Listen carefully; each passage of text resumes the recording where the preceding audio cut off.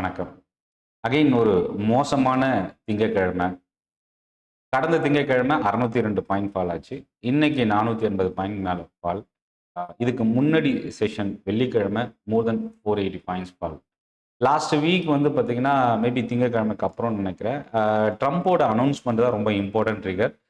அடுத்தடுத்த 2 ட்ரேடிங் செஷனில் மோர் தென் 350 பாயிண்ட்ஸ்க்கு மேலே நிஃப்டி ரெக்கவர் ஆச்சு. ஒரு ஸ்ட்ராங்கான பவுன்ஸ் பேக் இருந்தது. அது வெள்ளிக்கிழமை அகைன் ஒரு ஃபால்.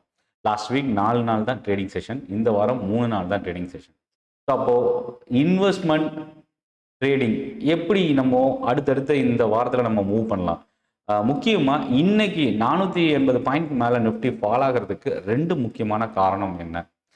ஒன் பை ஒன்னாக நம்ம இன்னைக்கு போஸ்ட் மார்க்கெட் அப்டேட்டில் பார்க்க போகிறோம். சென்னை ட்ரேடிங் அகாடமி தமிழில் ஸ்டாக் மார்க்கெட்டை லேர்ன் பண்ணுறதுக்கான ஒரு பெஸ்ட் யூடியூப் சேனல். சப்ஸ்கிரைப் பண்ணி வாட்ச் பண்ணுங்கள். ஏப்ரல் 4ஆம் தேதி காலையில் சாலையூர் தாம்பரமில் ட்ரைனிங் செஷன் இருக்குது. ஈவினிங் 4 மணிக்கு பள்ளிக்கரணையில் ட்ரைனிங் செஷன் இருக்குது. ஆப்ஷன் ட்ரேடிங்கான ட்ரைனிங் செஷன். இந்த 2 ட்ரேடிங் செஷனுக்கான லிங்க் டிஸ்கிரிப்ஷனில் இருக்குது. கிளிக் பண்ணி ரெஜிஸ்டர் பண்ணிக்கோங்க. என்னோட டெலகிராம் குரூப்புக்கான லிங்க்கும் வீடியோவோட டிஸ்கிரிப்ஷனில் இருக்குது. நீங்கள் மார்க்கெட் அப்டேட்ஸ், ஸ்டாக் நியூஸ் நீங்கள் ரிசீவ் பண்ணணும் அப்படின்னா லிங்கை கிளிக் பண்ணி ஜாயின் பண்ணிக்கோங்க. ஸோ இன்னைக்கு போஸ்ட் மார்க்கெட் அப்டேட்டில் வீடியோவில் ஒன் பை ஒன்னாக நம்ம பார்க்கலாம்.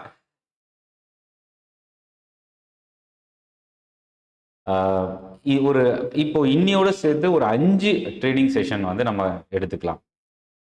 கடந்த வாரம் திங்கட்கிழமைல இருந்து இந்த திங்கட்கிழமை வரைக்கும் கிட்டத்தட்ட இந்த போன திங்கள்லேருந்து இந்த திங்கள் வரைக்கும் 5 ட்ரேடிங் செஷன். அதில் ஒரு நாள் ஹாலிடே லாஸ்ட் வீக். 4 நாள் தான் ட்ரேடிங் செஷன் இருந்தது. அதில் 2 நாள் பெரிய ஃபால், 2 நாள் ஒரு ஸ்ட்ராங்கான ரேலி. அதாவது போன வாரம் திங்கட்கிழமை 602 பாயிண்ட் நிஃப்டி ஃபால், செவ்வாய்க்கிழமை கிட்டத்தட்ட 400 பாயிண்ட் நிஃப்டி ப்ளஸ், அதுக்கப்புறம் புதன்கிழமை பார்த்தீங்கன்னா 394 பாயிண்ட் நிஃப்டி பாசிட்டிவ், வியாழக்கிழமை ஹாலிடே, வெள்ளிக்கிழமை கிட்டத்தட்ட 487 பாயிண்ட் நிஃப்டி ஃபால் ஆயிருக்கு. இன்னைக்கு 488 பாயிண்ட் நிஃப்டி ஃபால் ஆயிருக்கு. ஸோ ஒரு பெரிய வாலட்டிலிட்டி இந்த 5 ட்ரேடிங் செஷனில் நடந்திருக்கு. ஸோ ஆப்ஷன் பையர் வந்து ரொம்ப கேர்ஃபுல்லாகவே நீங்கள் டே ட்ரேடிங்காக இருந்தாலும் பொசிஷனல் ட்ரேடிங்காக இருந்தாலும் கேர்ஃபுல்லாக ஸ்டாப் லாஸோட நீங்கள் ஃபோக்கஸ் பண்ணுங்கள். ரிஸ்க் அதிகமாக இருக்கிறதுக்கு வாய்ப்பு இருக்குது. ப்ரீமியமும் ரொம்ப அதிகமாக இருக்கும். முக்கியமாக எக்ஸ்பைரி தான் ரொம்ப டேஞ்சரான விஷயம். இன்னைக்கு ஆப்ஷன் எக்ஸ்பைரி, அதாவது நாளைக்கு ட்ரேடிங் ஹாலிடேன்றதுனாலையும் ஸோ ஆப்ஷன் எக்ஸ்பைரி வாலட்டிலிட்டி ரொம்ப அதிகமாக இருந்தது அப்படின்னு சொல்லலாம்.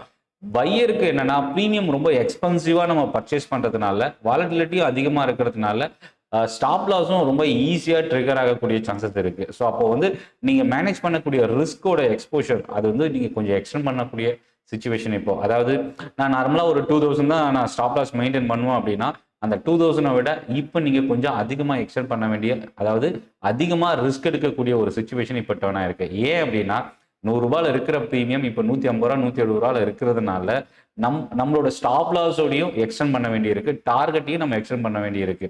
டார்கெட் எக்ஸ்டெண்ட் பண்ணுறது ப்ராஃபிட் சைடுன்றதுனால அது நமக்கு ஒரு பெரிய விஷயம் இல்லை.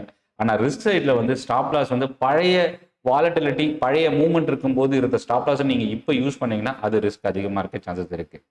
இப்போ இன்னியோட மார்க்கெட்ல ஒரு முக்கியமான விஷயம் என்னன்னா, கடந்த ஏப்ரல் 10-9 அந்த 2025ஓட லோக்கு நியர்ல நிஃப்டி க்ளோஸ் ஆயிருக்கு.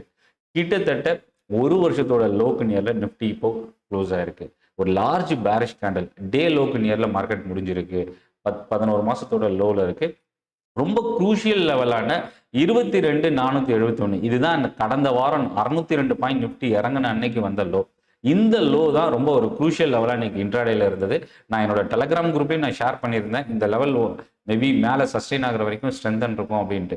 பட் ஆனால் இன்னைக்கு அந்த லெவலை உடைச்சி ரொம்ப ஒரு செல்லிங் ப்ரெஷர் அதிகமாக இருக்கு. கிட்டத்தட்ட இன்னைக்கு குளோபல் மார்க்கெட் ரொம்ப முக்கியமாக நம்ம கவனிக்கக்கூடியது என்னன்னா, யூஎஸ் மார்க்கெட் வெள்ளிக்கிழமை நெகட்டிவ் 1.5%, 1.7% டவ் ஜோன்ஸ் ஃபால் ஆயிருக்கு. மோர் தென் 2% வந்து நாஸ்டாக் இண்டெக்ஸ் இறங்கியிருக்கு. பட் அதோட இம்பாக்ட் இன்னைக்கு மார்னிங் நம்ம ஏஷியன் மார்க்கெட்ல இருந்தது. அதை வச்சு தான் நம்ம மார்க்கெட் ஓப்பன் ஆச்சு. எல்லாரும் என்ன நம்ம நினைச்சிட்டோம் அப்படின்னா, ஏஷியன் மார்க்கெட்டோட ட்ரெண்டை ஃபாலோ பண்ணோம், மார்க்கெட்ல ரெக்கவரி இருக்க வாய்ப்பு இருக்கு. ஏன் ரெக்கவரி இருக்க வாய்ப்பு இருக்குன்னு காலையில இன்வெஸ்டர்ஸ்க்கு தோணுச்சு அப்படின்னா 2 விஷயம். ஒன்று, டிஃபென்ஸ் ஸ்டாக்ஸ் பாசிட்டிவா இருந்தது, மெட்டல் ஸ்டாக்ஸ் பாசிட்டிவா இருந்தது. இந்த 2 விஷயம் தான் கை கொடுத்தது. ஒரு சில ஐடி ஸ்டாக்ஸ் ரெக்கவர் ஆக ஆரம்பிச்சது. இந்த 3 ட்ரிகர் தான் மார்க்கெட் ரெக்கவர் ஆகிறதுக்கான ஒரு இண்டிகேஷனா இருந்தது. ஆனா இன்னொரு பக்கம் நமக்கு கவனிக்காத ஒரு விஷயம், மேபி தெரிஞ்சிருக்கலாம், ஆனா கவனிக்காத ஒரு விஷயம் என்னன்னா, ஆர்பிஐயோட பாலிசி அனௌன்ஸ்மெண்ட் வந்து ஒரு பெரிய பாதிப்பு ஏற்படுத்தியிருக்கு. அதாவது ஆர்பிஐ பாலிசி அனௌன்ஸ்மெண்ட் இல்லை, ஆர்பிஐயோட ஒரு முக்கியமான அனௌன்ஸ்மெண்ட்.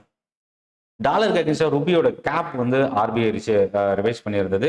முக்கியமாக பிஎஸ்யூ பேங்க்ஸும் பிரைவேட் செக்டார் பேங்க்ஸுக்கும் பெரிய அளவுக்கு இன்னைக்கு டேமேஜ் ஆனது தான் இன்னைக்கு மார்க்கெட் ஃபால் ஆனதுக்கு ஒரு 30 to 40% நம்ம குளோபல் மார்க்கெட்டோட ட்ரெண்ட், ஜியோ பொலிட்டிக்கல் டென்ஷன், இந்த வார் எடுத்துக்கிட்டா கூட ரிமைனிங் போர்ஷன் வந்து இன்னொரு காரணம். பேங்கிங் ஸ்டாக்ஸில் பெரிய ஃபால் வந்தது ஒரு முக்கியமான காரணம். ஸோ அப்போ இன்னைக்கு பேங்கிங் செக்டர் ஓப்பனிங்கில் வந்து இந்தியா விக்ஸ் பார்த்தீங்கன்னா 7% கிட்ட ரைஸ் ஆயிருந்தது. நிஃப்டி 50 வந்து இன்னைக்கு காலையில் பார்த்தீங்கன்னா இப்போ 1.21% கிட்ட இருந்து கொஞ்சம் ரெக்கவர் ஆச்சு. பட் ஆனால் காலையில் இருந்த ரெக்கவரி ஒரு பெரிய ஹோப் கொடுத்துச்சு, பட் அது சர்வைவ் ஆகலை. ரெண்டாவது இதில் ரொம்ப பெரிய அளவுக்கு டேமேஜ்னா பேங்க் நிஃப்டி தான். 3.6% பேங்க் நிஃப்டி இன்னைக்கு ஃபால் ஆயிருக்கு. அதாவது கிட்டத்தட்ட ஒரு selling pressure previous day closing பார்த்தீங்கன்னா 52,274 இருந்து இன்னைக்கு 50,395.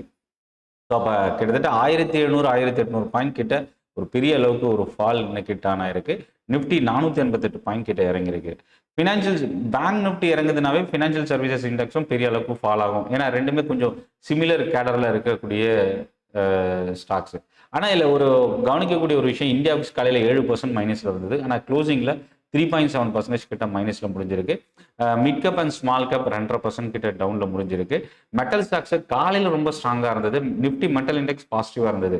ஆனால் அதுக்கப்புறம் செகண்ட் ஹாஃபில் சர்வைவ் ஆக முடியாததுனால ஒரு ஸ்லைட் நெகட்டிவ் தான், ஆனால் ஃபால் ஆகலை அப்படின்னு சொல்லலாம். ஸோ இன்னைக்கு மோசமான டேமேஜ்னா 2 செக்டர் தான். பிஎஸ்யூ பேங்க் 4.5% கிட்ட ஃபால் ஆயிருக்கு. பிரைவேட் செக்டர் பேங்க் 3% மேலே ஃபால் ஆயிருக்கு. இதை தாண்டி financial services index, consumer durables, realty index கிட்டத்தட்ட 3% கிட்ட ஃபால் ஆயிருக்கு. ஸோ இதுதான் இன்னைக்கு மார்க்கெட் இன்னும் ஹெவியாக செகண்ட் ஹாஃபில் விழுறதுக்கான காரணம். ஆக்சுவலாக எல்லாருக்குமே மதியம் ஓப்பன் ஆன யூரோப் மார்க்கெட் பெரிய அளவுக்கு கை கொடுத்தது. ஏன்னா இன்னைக்கு பாசிட்டிவாக இருந்தது. ஸோ நம்ம மார்க்கெட் பாசிட்டிவாக இருக்கும் அப்படின்னு ஒரு பெரிய எதிர்பார்ப்பு இருந்தது. ஏன்னா யூரோப் மார்க்கெட்டோட சிக்னலை பொறுத்தா மதியம் வந்து நம்ம மார்க்கெட்டோட டைரக்ஷன் அமையறதுக்கு வாய்ப்பு இருக்கு. ஆனால் இந்த பேங்கிங் செக்டாரோட கிராஷ் ஃபால் தான் இன்னைக்கு ஒரு மோசமான ஸ்டேஜில் நிஃப்டி யூரோப் மார்க்கெட்டை ஃபாலோ பண்ண முடியாமல் போனதுக்கு ஒரு காரணம். யூரோப் மார்க்கெட் பாசிட்டிவாக டர்ன் ஆனதுக்கு இன்னொரு காரணம் என்னன்னா, Dow Jones future live future more than 200 points வந்து ப்ளஸில் இருந்தது. கோல்டு சில்வர் பாசிட்டிவாக டர்ன் ஆனது. ருப்பி வந்து 1% மேலே காலையில் பாசிட்டிவாக இருந்து அதுக்கப்புறம் ஒரு வாலட்டைல் செஷனில் நெகட்டிவாகவும் டர்ன் ஆச்சு. ஸோ அப்போ என்னன்னா, க்ரூட் ஆயிலோட வாலட்டிலிட்டி அகெயின் மார்க்கெட்டில் ஒரு அன்சர்டனிட்டியை கிரியேட் பண்ணியிருக்கு அப்படின்னு சொல்லலாம். பட் இன்னைக்கு க்ரூட் ஆயிலோட மூவ்மெண்ட் எப்படி இருக்குன்றது ஒரு ரொம்ப இம்பார்ட்டன்ட் ஃபேக்டராக பார்க்கலாம்.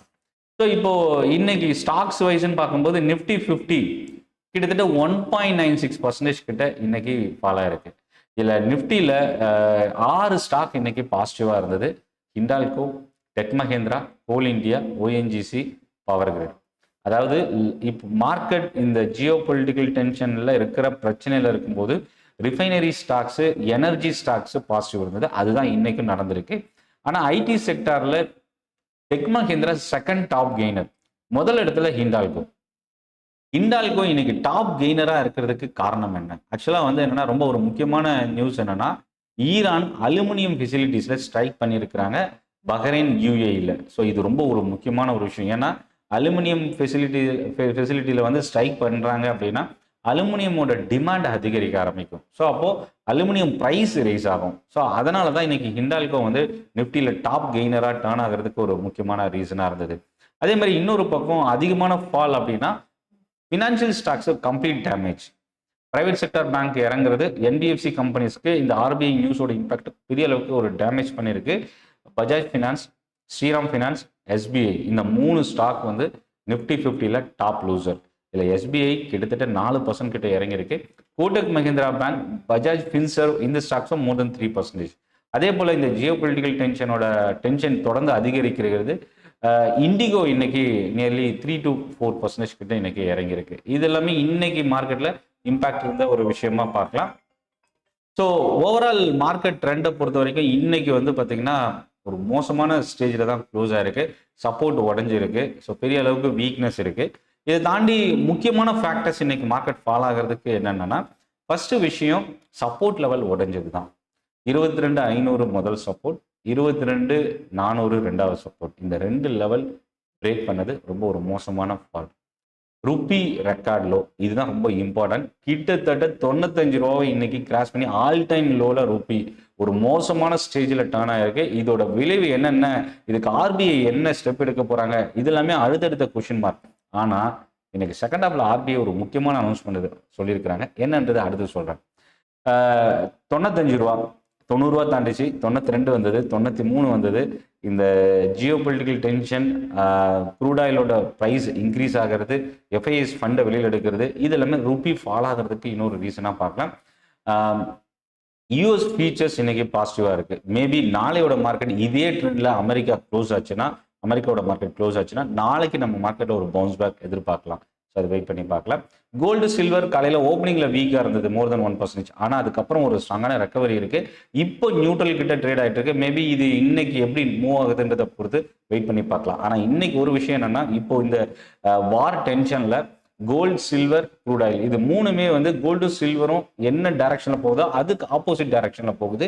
அதுக்கு முக்கியமான காரணம் டாலரோட volatility, oil marketing companies. So in case இன்னைக்கு க்ரூட் ஆயில் ஃபால் ஆச்சு அப்படின்னா நாளைக்கு ஆயில் மார்க்கெட்டிங் கம்பெனிஸ்ல ஒரு ரெக்கவரி எதிர்பார்க்கலாம். இன்னைக்குமே ஃபால்ல இருந்து ரெக்கவரி இருந்தது, பட் அது பெரிய அளவுக்கு சஸ்டெயின் ஆகல. செகண்ட் ஆஃப் மார்க்கெட் ஃபால்ல சர்வே ஆக முடியாம போச்சு அப்படின்னு சொல்லலாம். அடுத்தது இதுல ரொம்ப முக்கியமானது ட்ரம்ப்போட ஒரு முக்கியமான நியூஸ். வில்லியம் லீ, இவர் வந்து பாத்தீங்கன்னா குளோபல் எக்கனாமிக் அட்வைசரோட சீஃப் எக்ஸ்பர்ட் அப்படின்னு சொல்லலாம். இவர் வந்து ஒரு இம்பார்ட்டன்ட் ஸ்டேட்மெண்ட் என்ன கொடுத்துருக்கிறார் அப்படின்னா, ட்ரம்புக்கு வந்து ஒரு பெரிய ப்ரெஷர் இருக்கு. இந்த ஈரானோட பிரச்சனையை உடனடியாக தீர்க்கிறதுக்கான ப்ரெஷர் எல்லாம் சிக்கிட்டு இருக்காரு அப்படின்றது அவர் கொடுத்துருக்கிற விஷயம். ஏன் அப்படின்னா, இப்போ இந்த எலெக்ஷன், மிட் டர்ம் எலெக்ஷன் வரப்போகுது. அந்த எலெக்ஷனுக்கு முன்னாடி இந்த அமெரிக்காவுக்கும் ஈரானுக்கும் இருக்கிற பிரச்சனையை தீர்க்கணுன்றதுல ட்ரம்ப்புக்கு வந்து ரொம்ப ஒரு பெரிய அழுத்தம் இருக்கு அப்படின்றத அவர் கொடுத்துருக்கிறார். மேபி இந்த பிரச்சனை இன்னும் ஒரு 1 or 2 வீக்ஸ், நான் ஆல்ரெடி என்னோட வீடியோலையும் சொல்லியிருக்கேன், லாஸ்ட் ஒரு 10 days பேக்காக கொடுத்துருக்கேன். அதிகபட்சம் இந்த பிரச்சனை ஏப்ரல் 1st வீக் இல்லை 2nd வீக் வரைக்கும் நடக்கிறதுக்கான வாய்ப்பு இருக்கு. ஏன்னா அந்த லெவலே ஒரு எக்ஸ்ட்ரீம் லெவல் அமெரிக்காவுக்கு. அதை தாண்டியும் இந்த வாரம் வந்து அவங்க கண்டினியூ பண்றாங்க அப்படின்னா அது அமெரிக்காவுக்கு ஒரு மோசமான விளைவை ஏற்படுத்துறதுக்கும் வாய்ப்பு இருக்கு. ஸோ பேக்கிங் ஸ்டாக்ஸோட ஃபால் தான் இன்னைக்கு market major reason. Jio political tension global மார்க்கெட்டை இன்னைக்கு பெரிய அளவுக்கு மார்க்கெட் வந்து ரெஸ்பாண்ட் பண்ணல. ஏன்னா அப்படி ரெஸ்பாண்ட் பண்ற மாதிரி இருந்ததுன்னா யூரோப் மார்க்கெட்டோட ரெக்கவரி நம்ம மார்க்கெட்ல ரிஃப்ளெக்ட் ஆயிருக்கும். இப்போ ஸ்டாக்குக்கு வரலாம்.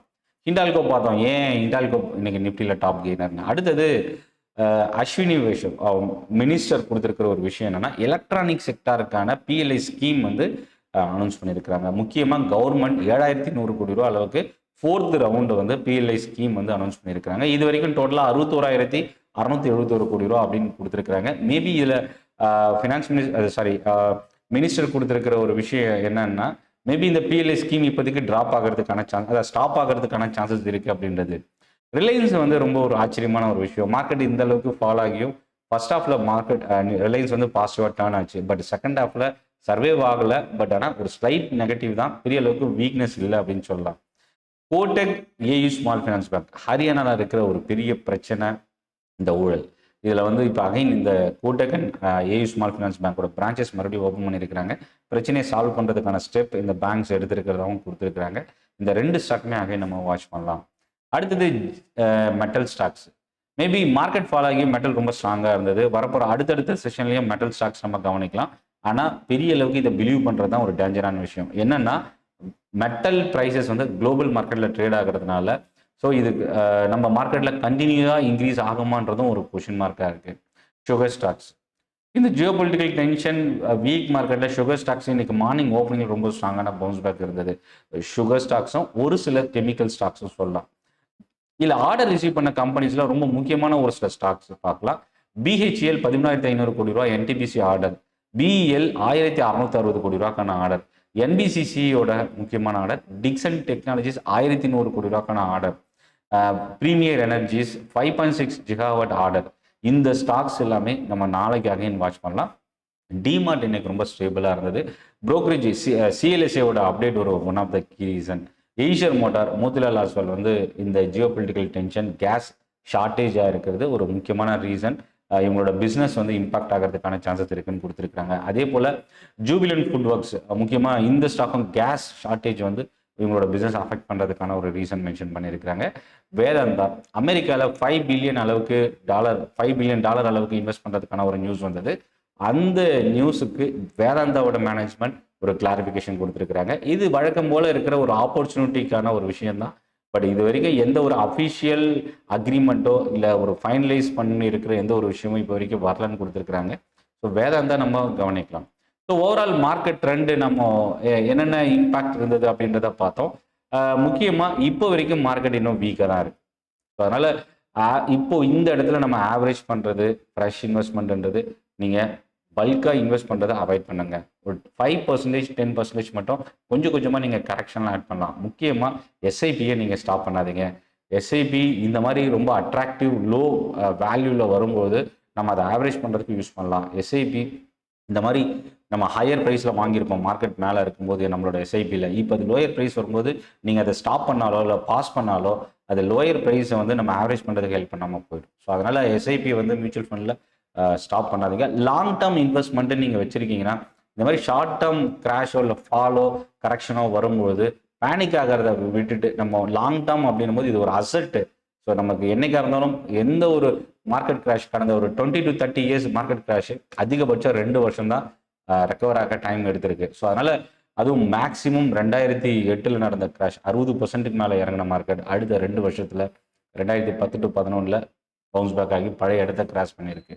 அதனால் இந்த மாதிரி ஒரு ஆப்பர்ச்சுனிட்டி மார்க்கெட் ஃபாலை வந்து ஒரு அட்ராக்டிவ் ப்ரைஸ் மார்க்கெட் வேல்யூவேஷன் வந்து ரொம்ப அட்ராக்டிவாக வரும்போது நம்ம யூஸ் பண்ணலாம். இடிஎஃப் இதெல்லாம் சேஃப் சைடில் பண்ணலாம். மியூச்சுவல் ஃபண்ட் ஸ்கீம்ஸு, இடிஎஃப் பர்டிகுலராக ஒரு ஸ்டாக்குன்றது ரிஸ்க் அதிகமாக இருக்கும். ஸோ அது வந்து நீங்கள் ஃபண்டமெண்டலாகவும் டெக்னிக்கலாகவும் அனலைஸ் பண்ணி லாங் டேர்ம் ஃபோக்கஸ் பண்ணி இது உங்களுக்கு சரின்னு படுதோ அதை நீங்கள் செய்யலாம். ஸோ இந்த வீடியோ உங்களுக்கு யூஸ்ஃபுல்லாக இருக்கும்னு நினைக்கிறேன். ஏப்ரல் 4ஆம் தேதி காலையில் சேலையூரில் ஆப்ஷன் ட்ரேடிங்கான ட்ரைனிங் செஷன் இருக்குது. ஈவினிங் 4 மணிக்கு பள்ளிக்கரணையில் ட்ரைனிங் செஷன் இருக்குது. இந்த 2 ட்ரைனிங் செஷனோட லிங்க்கும் வீடியோட டிஸ்கிரிப்ஷனில் இருக்குது. நீங்கள் யூஸ் பண்ணிக்கலாம். நன்றி, வணக்கம்.